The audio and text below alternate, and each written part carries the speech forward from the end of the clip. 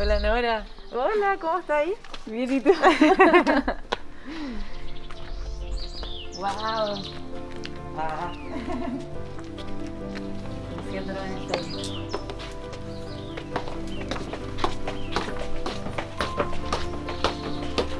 Hola. Ay.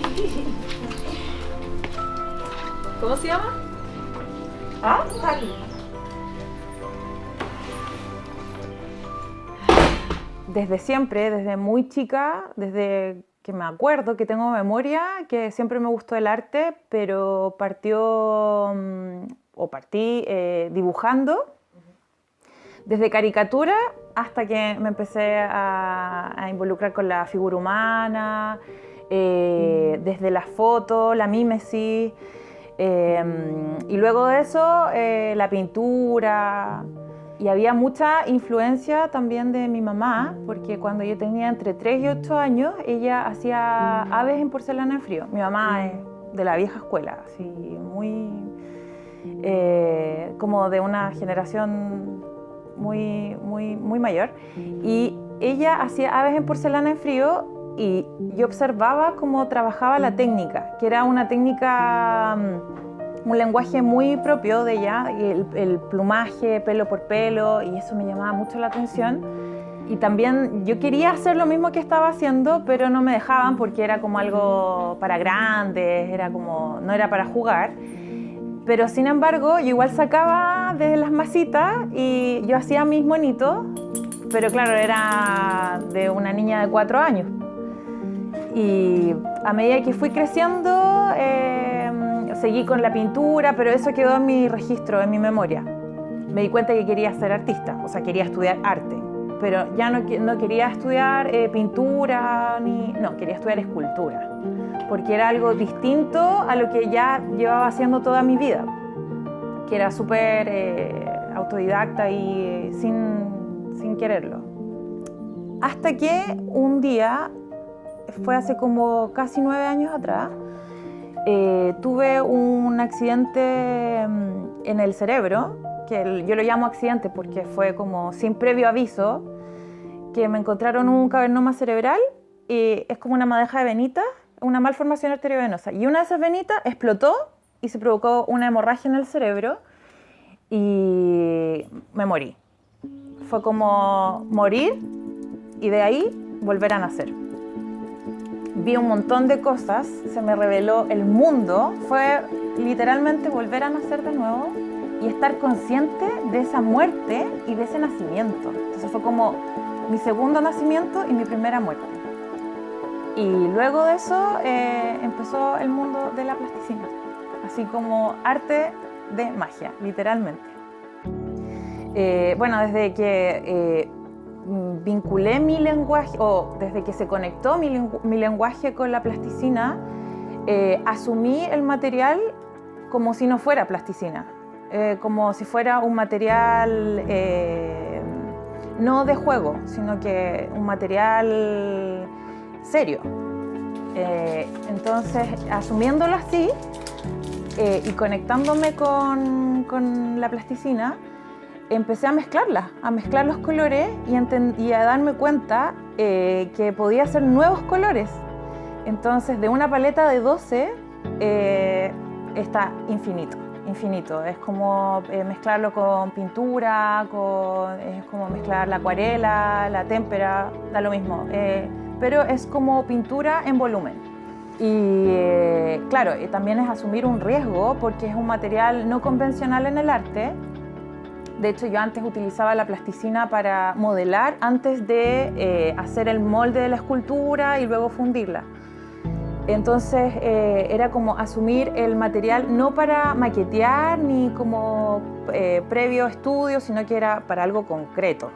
¿Cómo poder lograr que esto que tenía en mi cabeza, traducirlo con estos colores en volumen y que quedara plasmado para siempre? Entonces dije, no puede ser sobre papel, tiene que ser sobre un material resistente, la madera, pero la madera fue como una cadena de hilos conductores para poder asumir la obra como algo definitivo y algo concreto. También investigué con muchas plasticinas hasta que llegué a la mejor, que es la mejor porque es orgánica, tiene pigmentos vegetales, no tiene minerales, entonces no se derrite con el calor, a menos de que lo metas en un horno, pero no es la idea. A veces yo utilizo, por ejemplo, el calor, como cuando estamos en invierno, hace mucho frío, para poder calentarla y poder manipularla mejor. Uno se va adaptando al material, es como tuyo, o sea, es mío, es parte de mi extensión humana, emocional, mental, corporal. Además que con la plasticina utilizo súper pocas herramientas como para hacer algunas texturas, entonces está súper en contacto con el cuerpo. Y es súper orgánico también esa acción. Por eso que el reflejo de lo que se proyecta en mi obra es tan así, es tan naturaleza, es tan orgánico, tiene tanto movimiento, expresión. Sí, bueno, al principio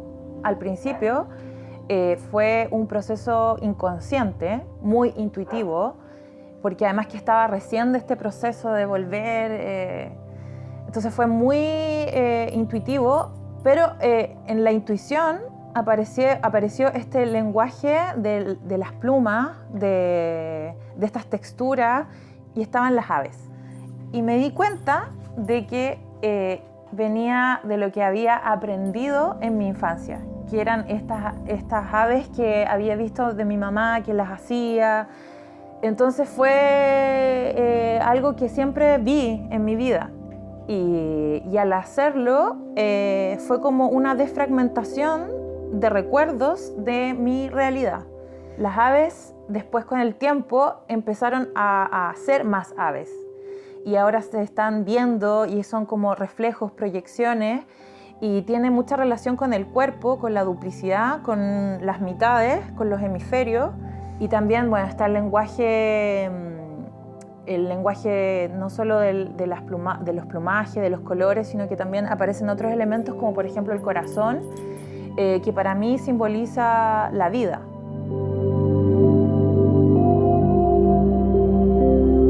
¿Cómo me muerde la nariz?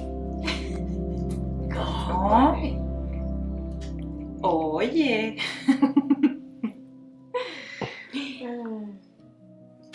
No.